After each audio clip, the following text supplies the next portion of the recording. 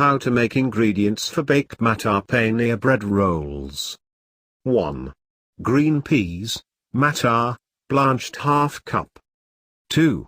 Paneer, cottage cheese, grated 1 cup. 3. Brown bread slices 4. 4. Oil for greasing. 5. Salt to taste. 6. Castor sugar ½ teaspoon. 7. Crushed black peppercorns to taste. 8. Carom seeds, ajwain ½ teaspoon. 9. Green chillies finely chopped 1–2. 10. Fresh coriander leaves chopped 1 tablespoon.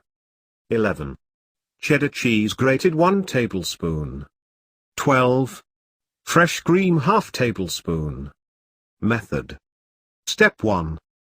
Preheat oven at 180 degrees Celsius. Grease a baking tray with some oil. Step 2. Combine cottage cheese and green peas in a bowl and mix well and mash.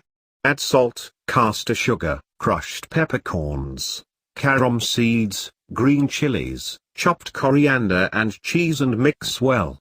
Add cream and mix well. Step 3.